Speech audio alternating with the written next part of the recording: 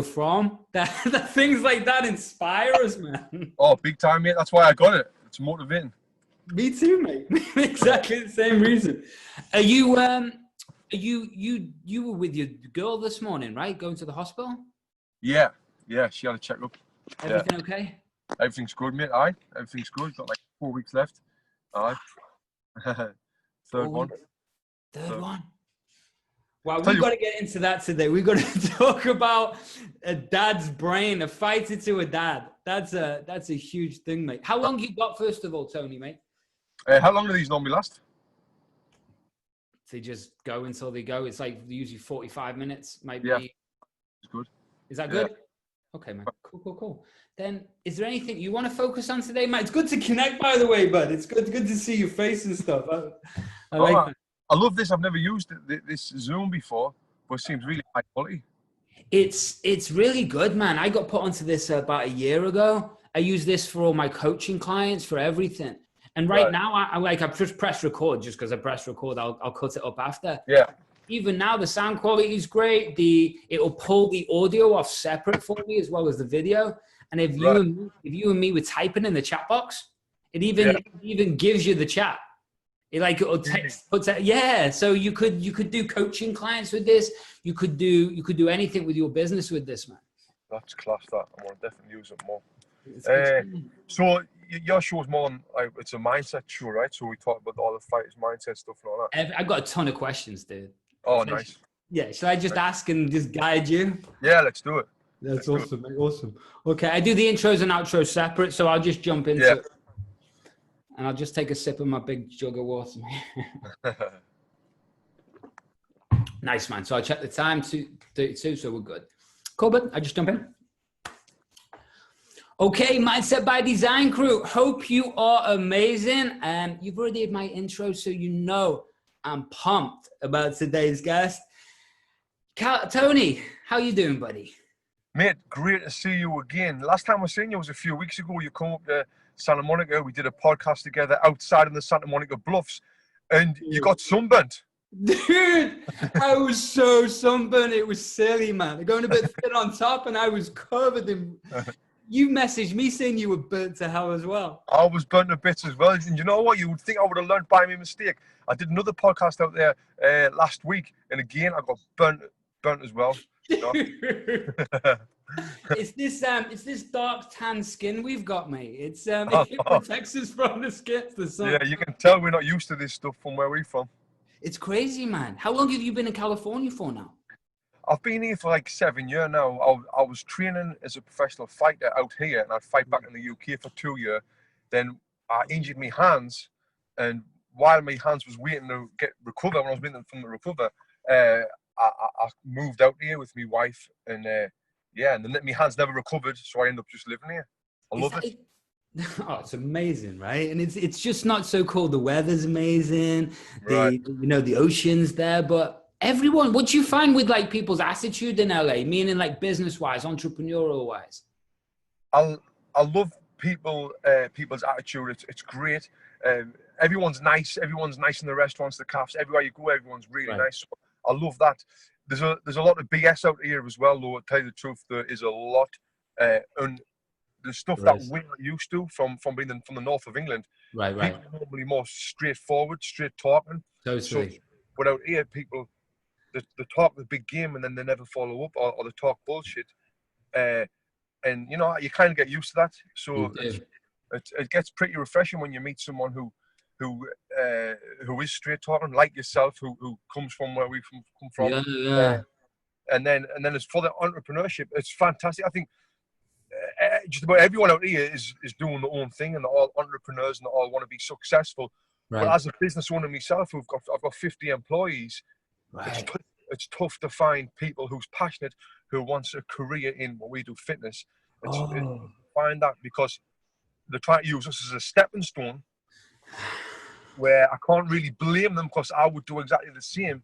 But the use from my point of view, where I'm sitting, it's tough for me, you know. I get that, and you're right. I lived in LA and California for like 6 odd years, man. People are full of shit. They're also amazing, right? They're also amazing, and Isn't it funny that, like, I don't know about you and where we come from, but it's just you'd be around you not to want anything from you. Right. Yeah. You know, they'd just be around you because the gym's cool. You get to hang out with you. You get to meet loads of cool people, and you get to live doing fitness and boxing. Shouldn't that be enough? Like, I know. Yeah, you do. That's it. But yeah, there's a lot of people around here who want something from you always, or they're trying to get an angle. But you know, I've got, like I say, about 50 staff now, and all 50 of them's fantastic, and we really selective. There's so yeah, I mean, I can't complain about it. You've just got to, once you get past that and you realize that, you know, you look at stuff a different way. Yeah. And I mean, life's great, you know. That's beautiful, mate. So that brings us into taking this fighter's mindset into stuff, because that's what I want to get into you today, man. Everyone knows, like, your background and all your achievements and all the rest of it, right? And you've done some pretty amazing things, man. You proud of it when you look back? Yeah, mate, I could never imagine it, you know. I was working on a catering trailer on a burger van, flipping burgers outside of the light, the Sunderland football ground.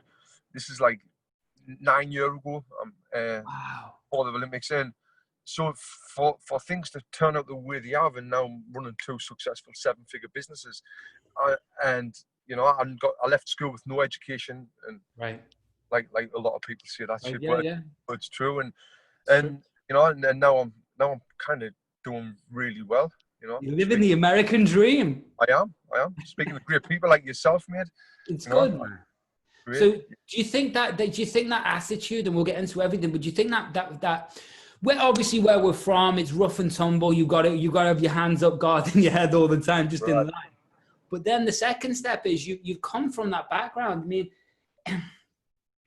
is that fighter's mindset, do you think that's kept you safe in business? Do you think that's kept you safe in LA? Do you think that's just made you more alert and aware of people? Or do you think it's you were a little bit more trusting than other people would be? How do you think that's affected your business and life and everything, man?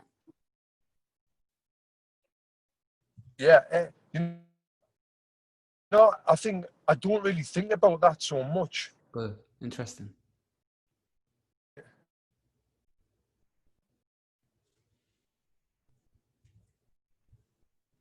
Yeah.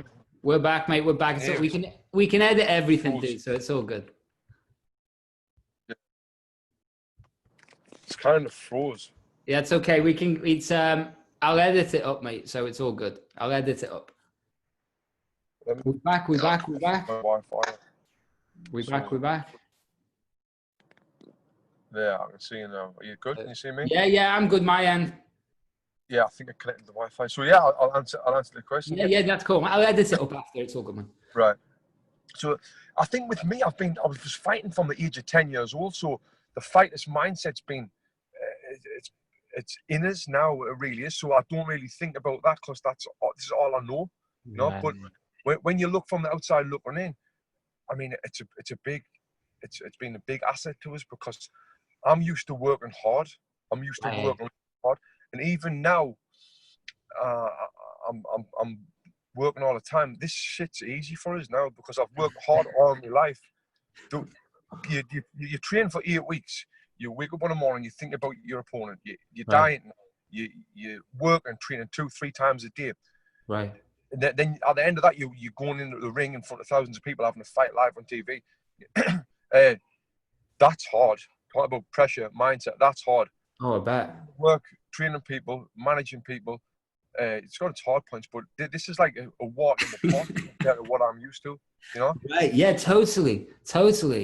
Is it different because before you were dealing with your own mindset, right? Just you really. Now you're dealing with 50 mindsets, right? Yeah. 50 different egos, 50 different issues, 50 different people. Is that just a different pressure? Have you taken to it? Do you miss those good old days or? Right. That's a great question. But with this, I've got to relearn again because everyone's not like me, and I'm used to being around champions. When I was training for the Olympic Games, for instance, I was with 14 champions of the country, all day, every day. Sleep we'd stay together. we were best friends, would speak all the time. So all of our mindsets is the same, is solid, hard work, determined. And then from that, I'm coming over here. I'm expecting everyone who I'm hang around with in my circle to be like that, where they're not. Right. Yeah. So once I get over that hurdle and realize, wow, I'm not hanging around with these champions anymore, these very determined people who wants to be successful and very highly driven. And then you've got to change my mindset into understanding that, and that really helps. And it is hard managing all these people. Oh, for sure. But once you figure it out and figure out like how to get the best out of someone by thinking about their strengths and all that, I'm still learning as I go. Forever, right? Forever. Yeah. So let's rewind it, Tony, man. First day of boxing. Right. First day, dude. See if you can. All that time ago, mate. Now we're old and wrinkly. But all of that time ago, man, when you were a kid and you walked in, was it your parent that brought you there? Was it a desire inside of you? How did you get to that first training session? So it was my granddad. My uncle was a professional boxer. He wasn't highly achieved, but my granddad brought me to a boxing gym. Now, and I actually do. I remember. It's funny. I remember the smell of the gym. It's like old sweaty leather. Yeah. And I went in and it was great. It was exciting for a 10-year-old boy to be doing this. For sure. And then I went back a few times, and then I got sparred, and I got punched in the face, and then the excitement gone. It went, it's not exciting anymore. Get a punch in the face. And then I continued. My dad used to take us all the time. And it got to the point I was like 12, 13. All my friends wanted to play outside and get no good from where I'm from, have a laugh and all that. Yeah. My dad was like, no, you're going to the gym. And I was like, I don't want to go to the gym. You go to the gym. If you don't go to the gym, you're grounded. You're not going out. You're not playing with your friends. You've got to go to the gym. And I hated it. He dragged me to the gym. I got forced to go to the gym. And then I'd spar and I'd get beat up off the older people that was big from my age. And I didn't want to. Well, I wanted to quit, but he was like, no, you've got to go. And then when I was 13, I got entered into the national championships, the schoolboy championships. And I boxed through them, and I won the championships, and I stopped everyone. I knocked all my opponents out. So like, whoa, got selected for England, boxed for England as a 14-year-old. Wow, 14. Then even then I was like, I'm still not loving boxing, but I was really good at it. Won another national title, boxed for England again, won another national title, captained the England boxing team. No way. And when I was 16, I got put on an 8-year training program for the 2008 Olympics, and I was the captain of the England boxing team. Started getting funded. Amazing. Went through the 8-year training program. I won a European gold medal, which is like no one had done for like 20 years in Britain. Oh. Yeah. So then I was like, shit, I'm pretty talented.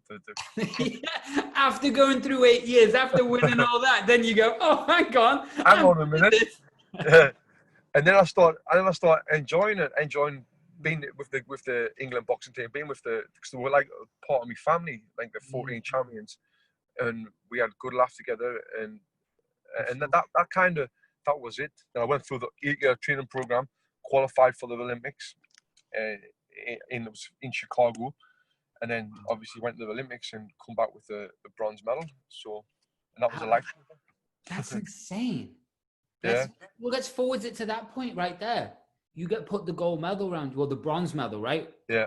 It's just insane. It's so amazing. You get put that bronze medal around your neck. What went through your head? Man, it was like, because all I ever wanted to do was go to the Olympics. I never even had in my head about winning the Olympics or winning the medal in the Olympics. It was just go to the Olympics. But when I qualified, it was unbelievable. I was in Chicago and I was boxing the American team captain, and the full 1,000 crowd was shouting, USA, USA. What? And I beat this American, the American team captain. He wouldn't shake me hand after, but that was an amazing feeling because now I'd achieved my 8-year goal, which was qualifying for the Olympics. Dude. Went to the Olympics, and then winning the Olympic medal. It was like the I can't explain it. Like it was the best feeling. Oh shit, mate. And then I went to the Olympics. I was in the fight for the bronze medal. It was a tough fight against the Hungarian. I'm sure. And then you know the scores when you're in the fight, and I was 8 points up, and the crowd was all chanting down 10, 9, 8. And I knew once this bell rang, I've got an Olympic medal, so the bell rang and I jumped around the ring, got this energy from somewhere. And yeah, wow. I mean, it wasn't amazing. It was the best one moment feeling of my life. And talking about mindset, yeah, obviously, I mean, we can get into this in a little bit, but like, yeah, for sure. I'm never ever going to feel that feeling ever again. It was tough, you know. Which was yeah. It's a part of you feels like it's missing because it's yeah. It's like I'm guessing it's like heroin addicts where they have the heroin hit once and it's like the best ever, and you're never going to get that feeling ever again. So because, that's a big obstacle for a successful athlete to once they've hit a peak like that. That's a mental obstacle, you know, for trying to reach that goal again. I get that. So I get that. And there's two questions come up there. First thing you asked me when you interviewed me, which actually shook me and put me off because we weren't talking about it. And you get, do you work with people who are retiring, Andy? Retiring athletes? I went, yeah, I do actually, mate. That threw me off for a second. But do you feel that's because I love working with athletes. I've been a an amateur fighter all my life with martial arts and stuff, but not anywhere near the level that you took it to or professional. But do you feel that's a big thing that people don't speak about? Is that transition from that high adrenaline life and then, well, just life. It's huge. I mean, it's a huge thing. It is. It's like a drug. Yeah, and like I said earlier on, you train for 8 weeks, and then you this is not the Olympics. This is a professional. Then you fight, and then you're put on a pedestal. You're on a podium. Everyone knows who you are. People love you. People coming up, shaking your hand. Well done. They want pictures with you. They want to be with you all the time. And then when that stops, it's like, hang on. It's a bit weird. No one ever tells you about that. No, so it's hard to mentally prepare for that because as a high level athlete, you don't ever imagine about it ever ending. Like, no, you know. Right. Yeah. So what happened after that? Did you go down? Oh yeah, I went down. I started drinking. I got fat. I got depressed. It was a horrible moment in my life. It was one of the worst because I had no plan B. You know, I'd boxed since I was 10 years old, and now I'm fast forward 27-year-old, very successful, earned a bit of money as well. Yeah. And then that just stopped, just like that. So it was like, now what do I do? I've got nothing. Right. You know, it's like getting dumped by a girlfriend or something, or your wife. It is. It's like, now what? And you know. And then obviously I've got a great wife and great family around us, which for sure. So which helped get me out of the hole. Well, that's what I was about to ask. What flipped that? Because again, what happens with anything? It's like you become addicted, right? So what happens in a mechanical brain way? What happened is you're getting constant dopamine spikes. You're in a constant flow state. So because you're in a constant flow state, you're getting this massive flood of neurochemical cocktails like neuroepinephrine and adrenaline. And then every day you're chasing those things. Yeah. Like chemically in your head, you're chasing them. So then suddenly the high stops. And then, of course, from my side, you're so high. Those chemicals aren't getting produced the same way. So you drop. Yeah. So what did you say to yourself that day that you at least saw the light again? You know what? It wasn't just one day. It was over a big period of time. I'm sure. Probably 2 years before you get totally. As well with these chemical highs that you're talking about in the brain. Yeah. Every time someone recognizes you, asks you for a picture, that's like a little buzz. Dopamine rush, yeah. And like now when you're looking on your Instagram and all that, and you're getting see how many likes you're getting, and that's kind of the same sort of thing. That instant gratification, is it? Is that the word? Yes, it is. Yeah. It's the same when people's doing that. I was walking in restaurants and people were giving us meals for free, and people just love being around us. So when that all goes, that's why I think it took so long for the transition to be used to. Like people's not going to recognize you around the streets anymore. Which I moved to LA, so I moved to LA, which they wouldn't recognize us anyway. but it was just a big tough thing mentally to get through, you know. I can only imagine, man. So what did you say to yourself, man? Like, to keep you going, to keep you moving forwards, to keep you in that good path? Yeah. I needed new goals, because like I said, I only had that one, was the Olympics, and then I needed new goals, and I needed something else to do to occupy my mind, because at first I had surgery on my hands and I couldn't use my hands, so you know, so and once I started occupying my mind by doing boxing training and training other people, and people started to love what I did there, I found natural talent for it. So that's where it was like, that took my mind off it and started putting it into something else. That's awesome. That's awesome. So that's like one of the greatest books out there ever written is by Dale Carnegie. And it's How to Stop Worrying. And it's like 100-year-old book, dude. And it's such a good book. It's like this thick, but I listen to it on audio because I'm not the best reader, but it's what it talks is about is all of these entrepreneurs from the past who've literally got legs cut off and arms cut off and nothing else in their life. And they were in massive depression. But the thing that made them out of this, and then they changed the actual like industrial revolution industry and stuff like that, was just throwing yourself into action. Right. And what that does for you is what you've just said is you get like the likes or whatever, you get that little buzz, that little dopamine spike, right? But you get enough dopamine spikes, your brain doesn't care if it's going to go down a dark path or a light path, or like a happy path. All it cares about is novelty. So what tends to happen is people retire, and then, like you're saying, they're searching for that addictive high. So guess what? Drinking, snorting, whatever's going on, right? They're looking for that high to get those chemicals that get produced in flow state when you're in boxing. So if they don't happen, then guess what? Your brain's just looking for novelty. It can go down low, it can go down high. What was awesome is that you did just like what that book said, and you just threw yourself into it. And you just started doing stuff. And then you got a new high, a new addictive behavior. And then I'm just guessing, but then you got imaginative and got creative and started to look at how can we build this into something that I love to do. So for everyone out there listening who is retiring from something that is adrenaline filled, what advice have you got for them, man? Because it's got to be a huge thing. I mean, exactly like what you said. You've got to think and get new goals, and you've got to do else and do some. Make sure it's something that you love. Because if you're doing something that you hate, you know, it's, you know, when we first looked, we opened the first Box and Burn gym, and I was on my hands and knees scrubbing the toilet. Like when we first opened, scrubbing the toilet and scrubbing around the toilet.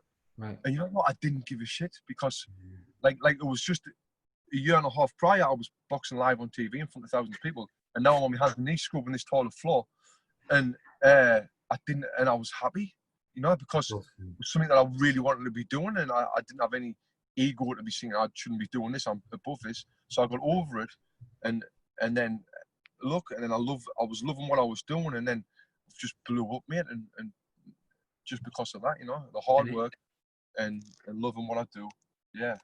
And hard work and loving what you do took you in to build the life of your dreams right now. Yeah, exactly.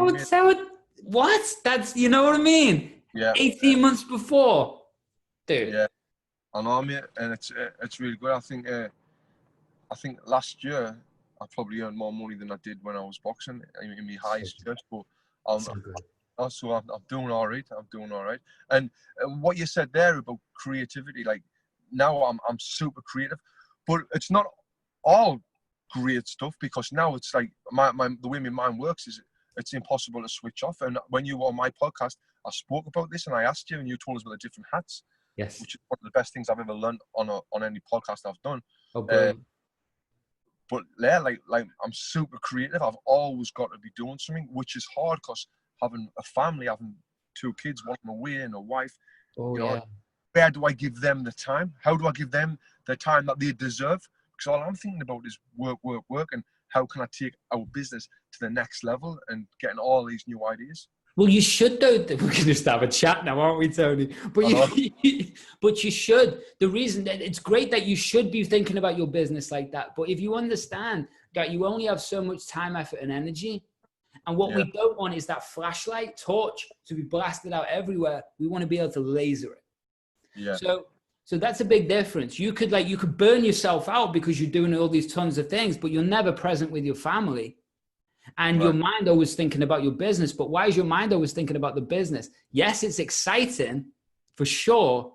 But let's have a look at what the underlying emotion is. Probably, I'm not saying this is true, but it's probably a little bit of fear there of, if I don't keep moving this forwards, this might go away and I might end up where I was. Right. And so what this does is, this as an entrepreneur, it keeps us doing stuff for the sake of doing stuff, as well as creative stuff, but it keeps us doing stuff. Well, at the end of the day, that, just like we go to sleep, we also need to go sleep with our business away, not sleep with it, but you need to put it to sleep so then you can enjoy the rest of your life. Because if your family, you're not enjoying your family, then you're not going to be motivated in your business, because then the business is going to get boring or it's going to get burnt out with it. And then you've got no family. So as I say, we can change these states, but what I want you to understand is, ask the questions. Am I thinking about business right now because it's going to be massively productive, or is it because I can't switch off? Yeah, right. Because switching off, you can't switch off. It usually means there's anxiety there. Yeah. And there's anxiety. It means you're just spinning in circles or doing it for the sake of doing it. Does that make sense? It does. But the thing is, and I'm sure a lot of entrepreneurs out there who's listening to this will understand this, is like, I love thinking about it. I love not switching off. And but the thing, and I would rather be at work than with my family. I hope my wife doesn't listen to this. But I took my family to Big Bear for 3 nights the other week, and then I turned my phone off for 3 nights. Nice. And it's the first time I've ever done it. I thought, I need to do it. And I've done it, mate. And it was boring. It was like, hang on, I'm doing all this hard work and all this earning good dough to be able to do things like this. And then I got there and I was like, that's funny. Now what? Like, I'm sorry. I mean, my wife knows what I'm like, but like, it's like, I get what you're saying. I love the grind. I love the hard work. I love the being at business and coming up with ideas. Where being at home, I mean, it's so easy. I mean, it's not really easy to your kids, but like, it's like it doesn't feel like I'm being productive, and I want to be productive all the time. Is it productive, or is it getting that high? Probably getting the high. That's it. Getting the high. Yeah. Right. So if you could be present with your family, meaning you could look at, how can I get a high off my family, by going more and more detailed on what they're doing. So like, what is happening in their brains, kids' brain, how are they thinking, how are they feeling, what's happening with everybody, get into what they're doing. And then suddenly you get a spike of a high from that. Why? Because it's novelty again in your brain. You get that dopamine spike. And you're getting that in work because it's constantly new. It's constantly new. So that's exciting. But understand, there's consequences to that, right? Oh, yeah. That's the shift to me that everyone needs to make. It's not just you, man. I need to make it. We all need to make it. Yeah. Yeah, but yeah, I mean that's it. How can I get that dopamine spike with me family and enjoy presence. That more? Presence. Because how do you do that? That's great.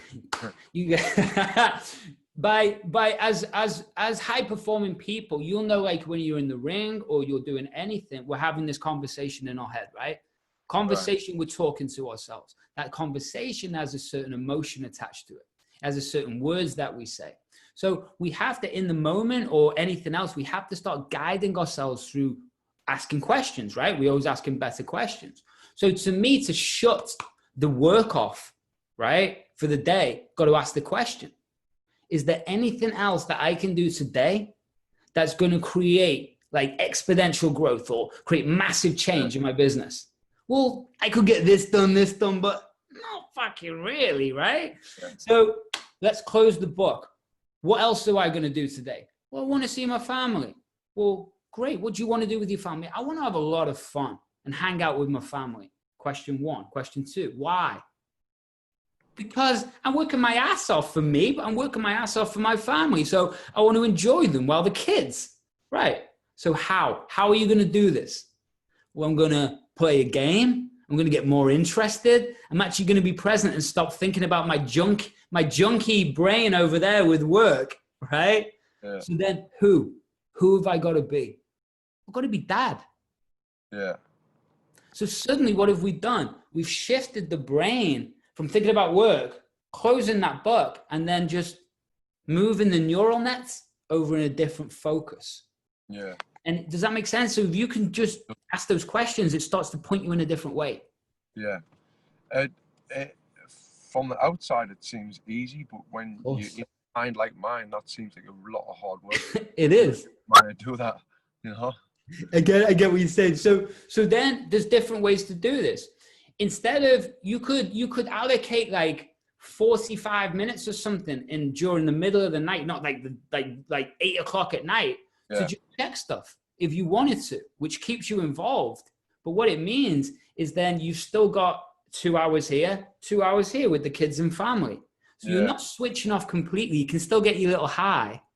But at the end of the day, as disciplined as you were when you were fighting or building this business, you've got to be as disciplined at the end of the day to change this. So how do you do that? You can understand that from work to home. You still there, Tony? Yes, mate. Cool. You still from work to home. You could literally change the emotion, and you could be listening to a podcast, a funny one. You could be playing music. But what you're doing is by changing the emotion, what you do is then change how you feel about what you're going to do next. Right. So if you're thinking about work mode, you're feeling a certain way. If we can change that emotion in you, you're going to be more relaxed, you're going to be smilier, and you're going to go home and start thinking about your kids and your family a different way. Yeah. So if we could set like on Google Calendar or anything, or you're an alarm, that pops up. Tony, chill out now, family time. Right? You're going to go, I want to work. Oh, okay, I'm going to go and spend time with family. Right, let's go down this path. Yeah. So there's so many different ways we could set it up, man. But for you, it's a case of making that shift. Work you, home you, family you. Yeah, and that's what you said about on my podcast about the different hats that you wear, which really help. And then like it made me think about like when you're driving home from work, it's time to change your cap, you know. So I've thought about that quite a bit, and it's good. It's really good. I mean, but yeah, there's no excuse. I was supposed to say, but like my business, I'm open at 6 a.m. I close at 9 p.m. at night, and I've got someone will text us at 8 o'clock at night saying someone's done this or whatever, you know. So, but that's just me making an excuse, because, like you said, what can I do right now that's gonna like not a lot, you know. Right. So I think these mobile phones, as much as I love them and how great they are, that can be the big downside for any businessman. Oh, it's good and bad, right? I just took my phone broke. I just come back from the UK. I've been a month in the UK. My phone broke, like literally 2 days before I left. I've been without a phone. I got one the other day for 2 weeks. I didn't have a phone. Was it amazing? Dude, it was so good. It was so good. Oh, okay. You know what I felt when I didn't want to get a phone. I needed it for GPS, podcasts, binaural beats, and like that's about it, right? I didn't want to put apps back on my phone because I put them on. Guess what happens? Yeah, notifications. I'm always trying to fucking look at my phone. So right. I don't know. It's a bad thing too. So you got to get control of that. But I wanted to talk about, Tony, man, taking this fighter's mindset and bringing it over to business. Because you've got people like your buddy, like Brendan Sharp and all these other people who are really taking that fighter's brain and that, just like yourself, and that intensity, that work ethic, that drive. Yeah. How are you bringing that over to business? So if someone's sitting out there right now listening to you and they're going, dude, you've done so much, but what are the key elements? What are the beliefs that you need? What are the feelings that you need? How do you bring this over into business and keep that work ethic? Honestly, I think it depends on the person. It really does, because I know hundreds and hundreds of fighters out there who haven't done anything with themselves after private boxing, because like me, they're uneducated. They've never they don't know what to do. They've got no plan B. They put all their eggs in one basket with boxing. I think with me, I've always had a bit of a business mind. Like I said, I was working on a catering trailer. I bought the catering trailer off eBay. I saved up for it. And that was yours? Yeah, it was mine. My business. So if I was in a business mind, how to make money. But I think a lot of these fighters don't know how to do that. So I've just wrote a blog as well, but it's not being published yet, about like a time lapse of a boxer, where they'll start at 10 years old and they'll box all life, and then they'll be like 22 years old, still boxing as amateur, and then they'll think, I've been doing this, I may as well get paid for it. And then they'll turn professional, they'll sign a contract with a promoter that's telling them, they're promising them the world, and then who's talking shit to them. They'll not get a lawyer to check the contract. They'll sign the contract, they'll have a few fights. If they can sell tickets, great, the promoter will look after them. If they can't sell tickets, the promoter doesn't give a shit about them. They'll get $2,000 for the fight. They'll pay the manager 10%. They'll pay the cut man. They'll pay the promoter 15%. And then they never realise that the contract that they signed was a management contract as well. Now they've got to pay the promoter another 25%. So this is like, and then they'll end up retiring 27 with a 50-50 record. Never paid any taxes, never made any money. And they've got, now what do they do?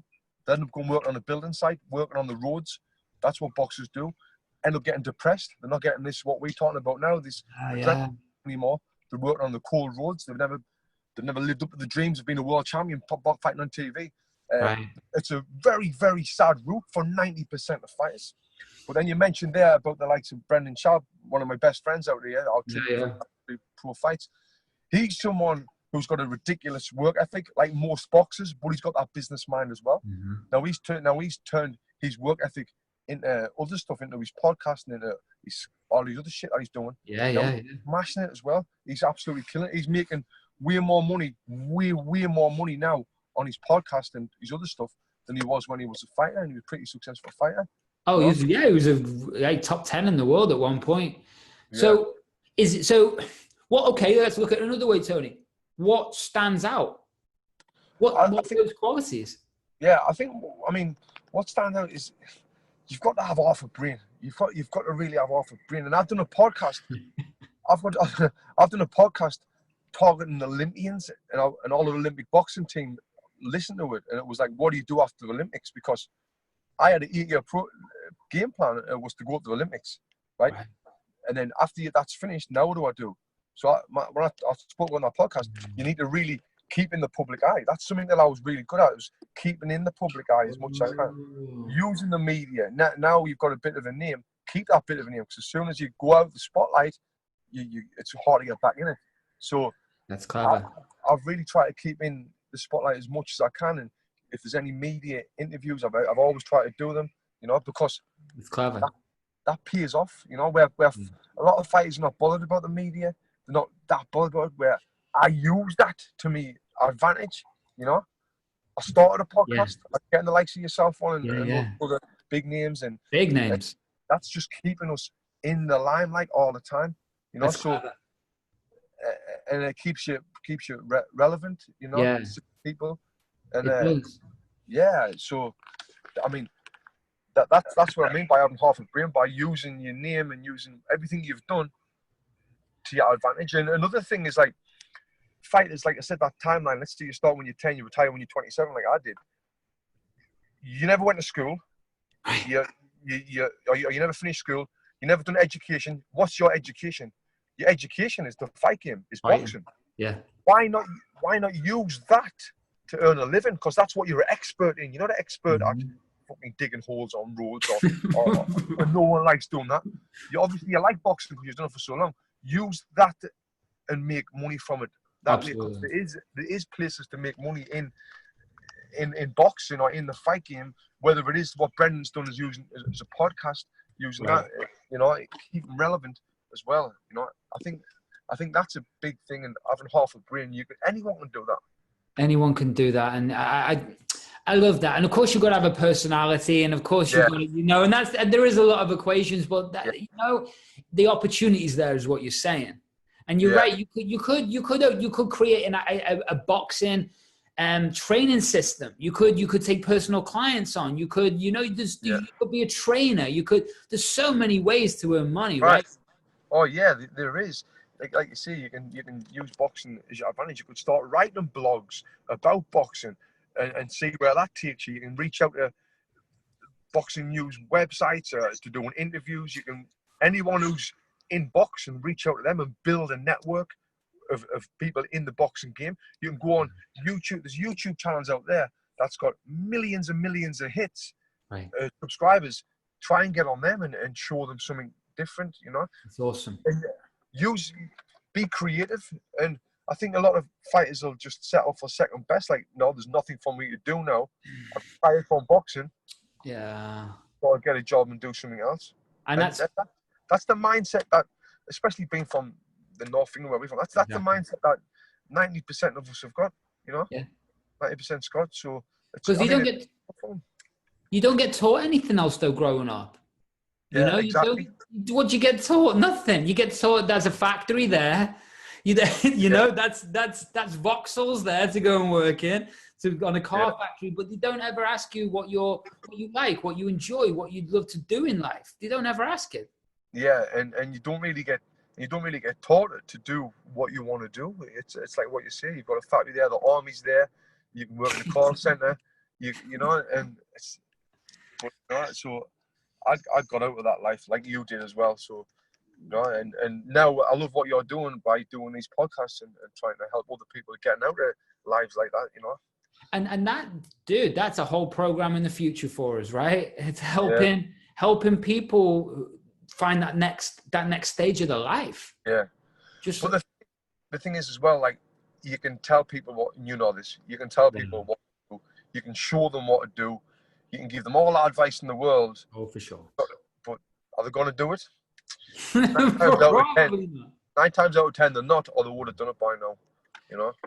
And that's the thing, right? It's that burning desire inside. I know you got to go in a minute, Tony, because we've been you're a busy man. But last time we spoke, it was the week of the Conor fight, and I'm not going to go into it, but it was the week of the Conor fight, right? Yeah. So after that which was crazy. After all of the hype, the bizarre, the ups and the downs and the chaos, I know you've got blogs, and I'm going to put them there, mate, so I'm not going to ask you, but did he do all right? He did great. He did better than I thought he was going to do, honestly. He beat the best pound-for-pound fighter for 3 rounds, you know. He won the first 3 rounds, which I could not believe. And, you know what it is, right, with that fight? I've heard people say he got his mindset went in the later rounds and all that. It was obviously his conditioning that went. See, when someone turns professional in boxing, they'll fight 4 rounds. Then after a few fights, they'll go to 6 rounds. Then they'll go to 8 rounds. Then probably after 15 fights, they might go to a 10-rounder. And then after 20 fights, they'll go to a 12-rounder. Gotcha. He went to a 12-rounder in his first fight. His first ever fight. It takes years to build up that conditioning in boxing to be able to last the distance and fight. Like, I never think he would. I've always said he'll not win that fight. But if his conditioning was way better and he was winning the first 3 rounds, it just makes you think, hang on a minute, you know, if he had a bit more experience. But, you know, the boxing, for a boxing fan, it's about entertainment. Right. If you weren't entertained from that fight, I mean, I think it was boring. I was nervous, the most nervous I've been watching a fight for a long time, watching that fight. No way. And that had me emotionally attached to it. That's why I spent $100. That's why I spent $100 on it, because I'm a big fight fan. Like, you didn't know what was going to happen, and watching the build up. So the build up of a fight, the reason for the build up of a fight is to get you emotionally attached to it, which is the best thing in marketing, is to get someone emotionally involved. And it had us. So, you know, I love it. Best marketers ever. Ever. Look how much money they made, and that was by how good they are at marketing. You know? Madness, right? Madness. I love it. I love it. I love it too, man.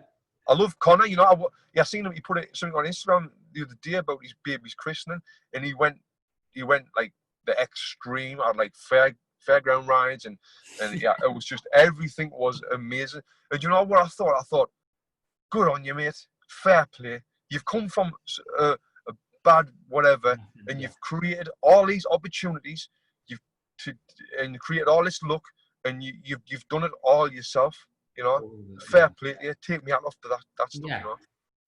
And maybe that's, and we'll leave it in a second, so you got to go. But I think that's maybe why me and you clicked, and it's also probably why the Irish are behind him, and it's the European. It's like we know where you're from, right? You know. So, and I think genetically, as you British people especially, we're built to like genetically somewhere. We're like a warrior. We're built to fight and team up and go in gangs. You know, it's just, and so I think everyone's just getting behind Conor. Yeah, he's great, and it's great to see. It is great to see. But where can everyone find you, Tony? You can find me on Instagram. Just search for Tony Jeffries. I come up there. Tony_Jeffries and Twitter. And if you want to reach out to me, you can on Twitter. And then the Boxing Life podcast on iTunes as well. I'm going to be putting links everywhere, brother. But thank you so much, man. Thank you, mate. That was good. It was a lot of fun. We do it again sometime. Oh yeah, we will. Next time I'm going to be flying in to Cali for us, man, and then we'll video some more stuff, and we'll have a chat about what else we can do, man. That would be awesome, man. That'd be awesome, buddy. Thank you so much, dude. All right, mate. Keep in touch. Send me the links, and I'll post them when you get everything done. Beautiful. Thank you, brother. Thank you. You have an awesome day, dude. You too, mate. See you, mate. See you, buddy. Bye, mate.